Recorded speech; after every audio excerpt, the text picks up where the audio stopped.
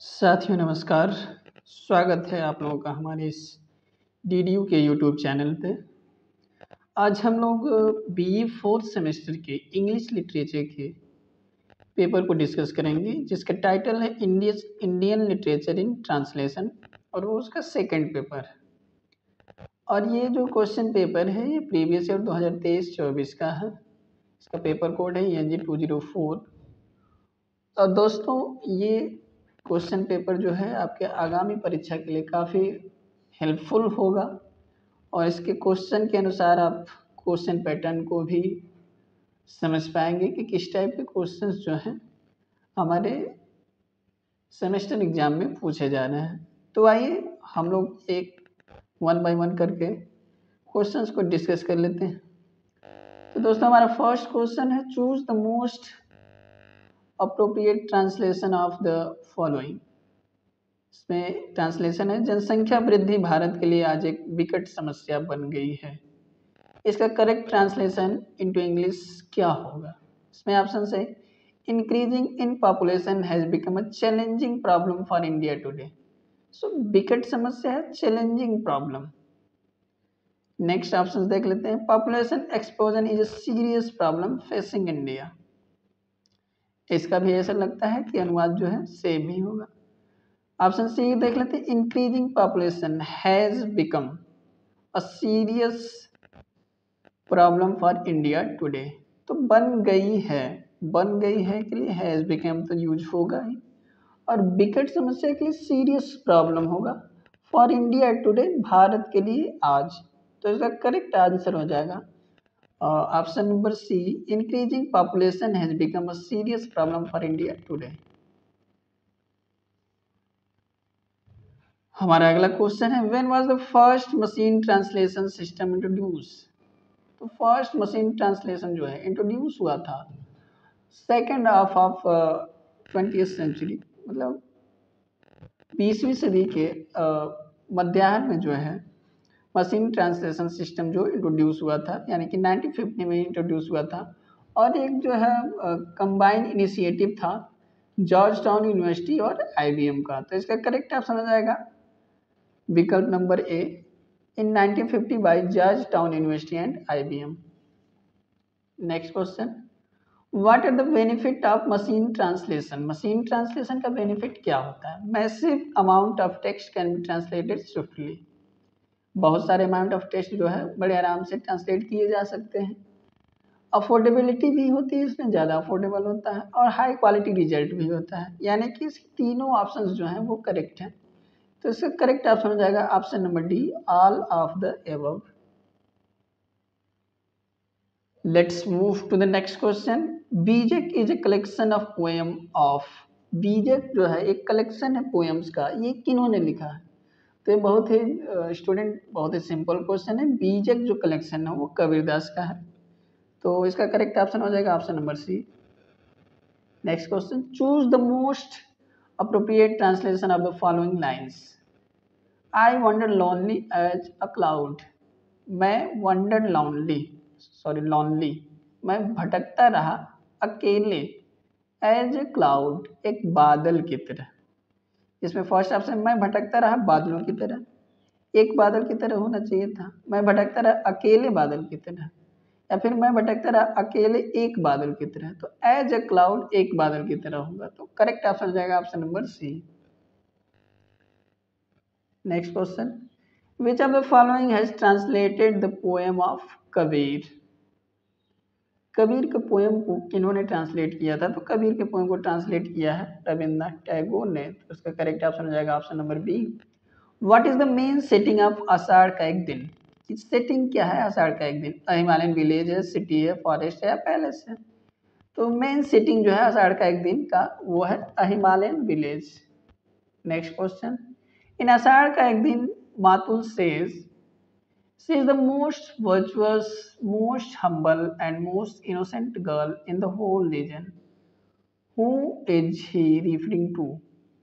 The मातुल जो है वो किसको जो है ये प्रतिमा देता है कि she is the most virtuous, most humble and most innocent girl.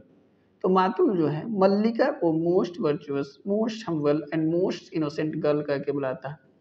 So the correct option of this question is option number D, Mallika. Next question, how does the character of Vilom contribute to the development of the plot in Ashadh Ka Ek दिन।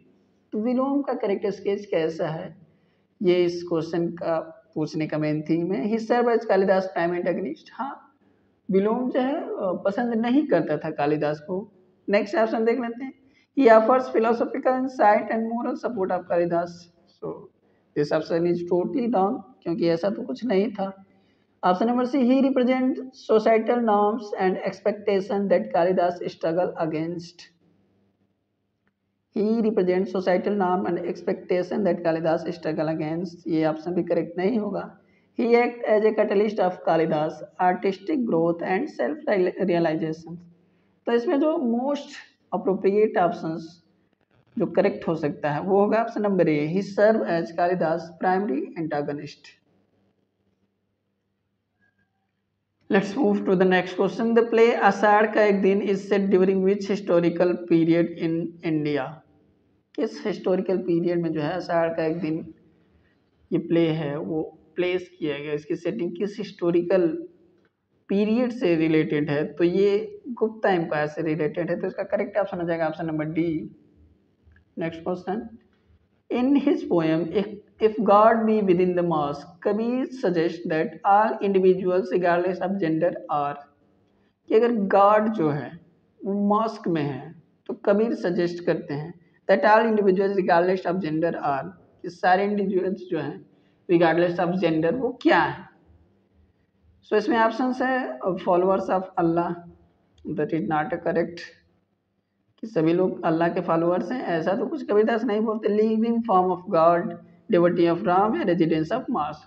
तो बोलता है कि हर एक इंसान, हर एक वस्तु जीवित है वो एक गॉड का स्वरूप है, लिविंग फॉर्म्स ऑफ गॉड है। तो सो करेक्ट आंसर इसका हो जाएगा option number B, living forms of God. According to Kabir where can both Karim and Ram be found. तो करीम और राम दोनों कहाँ पे पाए जाएंगे, in the east and the west, within one's heart, only in mosque and temples, among the living form of the world। तो कबीर और राम जो है वो कहाँ पे पाए जाएंगे, विद इन वन सर्ट, कि एक किसी प्रतिभावान व्यक्ति के दिल में ही जो है कबीर और राम दोनों मिलेंगे। तो इसका करेक्ट ऑप्शन हो जाएगा option number B, within one's heart। Next question, according to Kabir, if God is within the mosque, what question does raise about the ownership of the world? इसमें ऑप्शन है, whose responsibility is to maintain the mosque, to whom does the mosque belong, to whom control the affair of the world, who is responsible for the creation of mankind। तो इसमें जो correct option हो जाएगा, इस question का जो most appropriate question हो जाएगा, if God is with in the mask, अगर गॉड जो है मस्जिद के अंदर है, so who control the affair of the world, तो बाहरी दुनिया को कौन कंट्रोल कर रहा है, ये क्वेश्चन रेज करते हैं कबीरदास। तो इसका करेक्ट ऑप्शन हो जाएगा option number C. Here we have next question. In silence the court is in session. Mr. Benare is accused of carrying a child off। कि मिस्टर बेनारे को एक्यूज किया जाता है क्योंकि पेट में जो बच्चा है वो किसका है, तो वो बच्चा जो है वो प्रोफेसर दामले का है, ये एक्यूजेशन इन पे लगाया जाता है। तो करेक्ट ऑप्शन ए होगा। Next question, in silence the court is in session, the first character to appear on stage with Miss Leela Benare is. तो पहला कैरेक्टर जो लीला बेनारे के साथ स्टेज पे अपीयर होता है वो है रघु सामंत, क्योंकि स्टार्टिंग ऑफ द प्ले में जो है लीला बेनारे जब एंटर करती है तो वो डोर को ओपन नहीं कर पाती है। So with the help of Raghu Samant she will be able to enter in the room. So उसके साथ जो अपीयर होता है वो है Raghu Samant. So correct option हो जाएगा option number A. Next question, what is the central theme of the silence the court is in session. So इसका सेंट्रल थीम है prejudice against woman. Next question, in silence the court is in session, which literary devices predominantly employ in the play to highlight the absurdity of social judgment। तो absurdity of social judgment को define करने के लिए जो है इसमें जो figure of speech use हुआ है वो जो है वो सिंबोलिज्म है। तो करेक्ट ऑप्शन हो जाएगा option number B, next question, which of the following award was bestowed on Ashadh Ka Ek दिन। तो आषाढ़ का एक दिन ये जो प्ले है कालिदास के द्वारा लिखा गया है, इसको 1959 में जो है संगीत नाटक अकेडमी अवार्ड से सम्मानित किया गया। तो इसका करेक्ट ऑप्शन हो जाएगा option number A. Next question, in silence the court is in session, how does Leela Benare Miss बेनारे's perception of justice evolve as she navigate the mock trial and its aftermath। कि in the court is session में जो है लीला बनारे का क्या perception था वहाँ के सोशल जजमेंट के प्रति, वो क्या कहना चाहती थी। उसके साथ जो मॉक ट्रायल हुआ उसके बाद वहाँ के सोशल जस्टिस का क्या परसेप्शन लीला बनारे को था।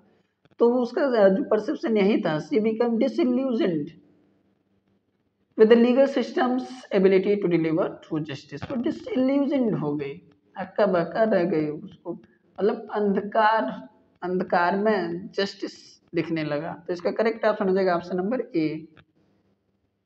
Next question, according to Kabir what is God essence. So God का एसेंस जो है वो है the breath of all breath, correct option C होगा। Next question, what does Kabir poem emphasize, the importance of religious adherence, the exclusivity of certain spiritual practices, the omnipresence of divine। तो correct option हो जाएगा option number C, the omnipresence of divine। In it is needless to ask who among the following individuals mentioned in the passage is cited as an example of someone who sought God regardless of caste। तो उसमें priest, warrior और tradesman सभी लोग हैं। तो इसका correct option हो जाएगा option number D, all of the above। Next question, in it is needless to ask which figure mentioned in the passage was a tanner by caste। कौन सा इसमें जो है वो टैनर है कास्ट से, जो लाहा है, तो वो है रायदास। करेक्ट ऑप्शन हो जाएगा option number A. Next question, why did not Kalidas visit Mallika when he pass through their village on his way to Kashmir. So दोस्तों इसमें ऑप्शंस जो है, because of his pride and arrogance, because he did not have courage to face Mallika, because he did not want to meet Mallika in the presence of Pengu Manjari, या because he did not have time. तो इसमें जो correct option होगा कि उसके अंदर बहुत सारे जो है इटर्नल ट्रांसफॉर्मेशन आ चुके थे, रॉयल कोड को फेस करते करते उनके अंदर बहुत सारे परिवर्तन आ चुके थे, इसलिए वो जो है मल्लिका से नहीं मिलने आ सकता था। तो इसका मोस्ट प्रोबेबली करेक्ट आंसर जो होगा वो ऑप्शन नंबर ए होगा, because of his pride and arrogance। Next question, in Kabiraj within this earthen vessels, what is linked to being within the earthen vessel in the passage। कि इस earthen vessel में क्या क्या है। तो इस घट में, इस earthen vessel में जो है 7 ocean and unnumbered stars हैं। तो इसका करेक्ट ऑप्शन हो जाएगा B.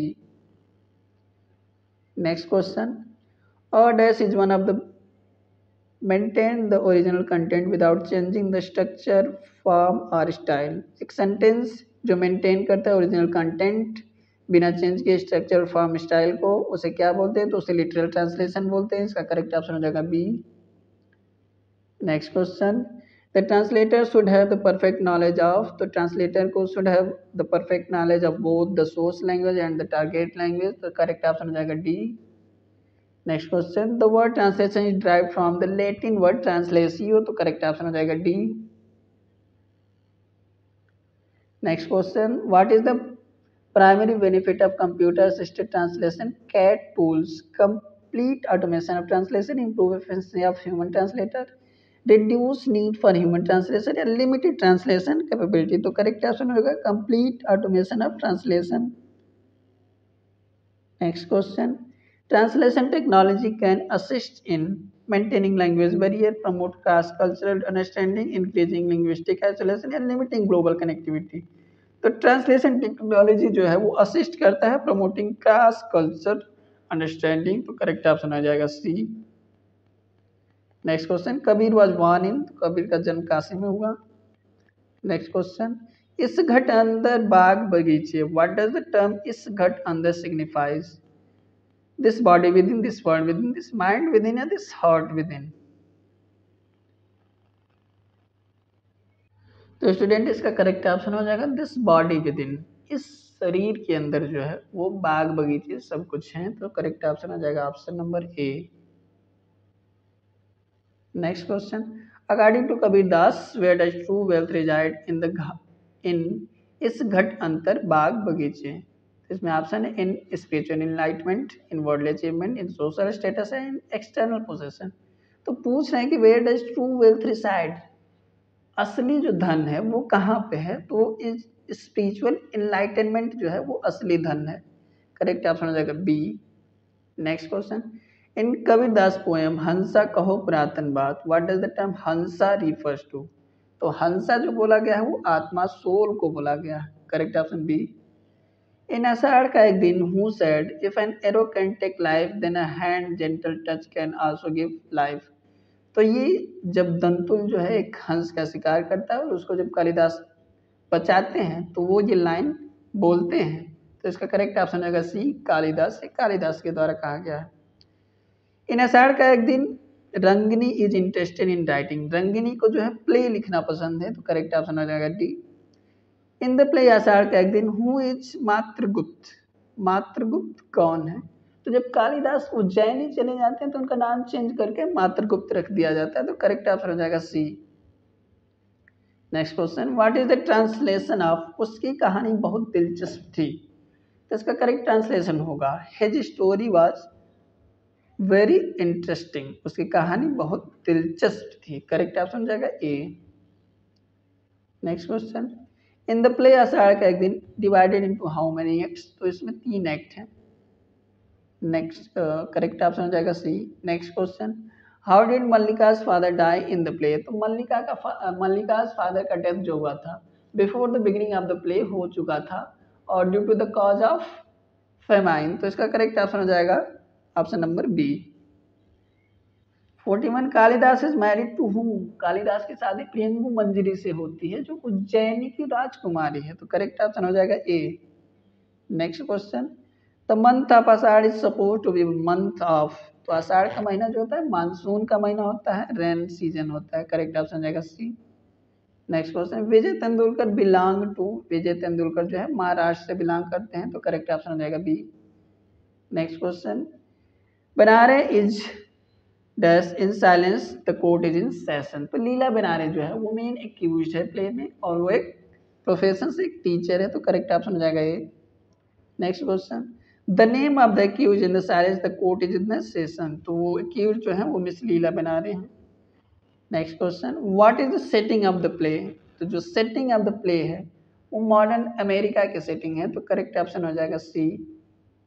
Next question, what change are visible in Mallika's hut as the play progress. तो जैसे ही प्ले आगे बढ़ता है मल्लिका का हट जो है वो डिटेरिएट होता जाता है, मतलब उसकी कंडीशन जो है बुरी होती जाती है, वो बिल्कुल जो है इधर डैमेज होता जाता है, उसके हट का कंडीशन बुरा होता जाता है। तो इसमें option in the beginning the hut is well kept, however as the play progress the condition including the item and object have visible deteriorated। तो ये करेक्ट ऑप्शन हो जाएगा, deteriorate हो रहे हैं object and items.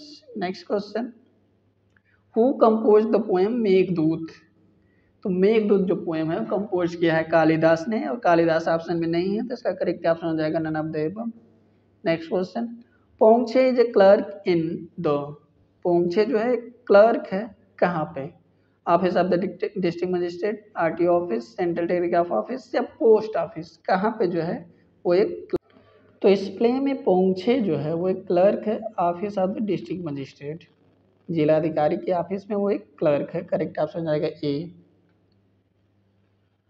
We have next and last question. According to Kabir Das, Allah and Ram is his guru. We are child of Allah and Ram. There is only one God. All of the above. So according to Kabir Das, the all statement is correct because he considered that Allah and Ram is his guru. दोनों को अपना गुरु मानते हैं। We are child of Allah and Ram. वो अपने आप को अल्लाह और राम दोनों के गुरु मानते हैं। There is only one God and he strictly believe in the one God, only one God, universal God. तो इसमें सारे ऑप्शन करेक्ट हो जाएंगे। करेक्ट ऑप्शन है option number D. So student, ये थे हमारे लास्ट ईयर पेपर के 15 क्वेश्चंस। ये क्वेश्चंस आपके एग्जाम में काफ़ी हेल्पफुल होंगे और the most of the questions will be repeated in your upcoming exam. So I told you that please repeat these question many times to have a proper understanding of your paper structure. सो बने रहिए हमारे साथ हमारे इस channel पे। बाकी और सारे क्वेश्चन पेपर्स को भी हम लोग सॉल्व करेंगे इस चैनल पे, और साथ ही साथ हमारे चैनल को लाइक शेयर और सब्सक्राइब भी करिए। Thank you.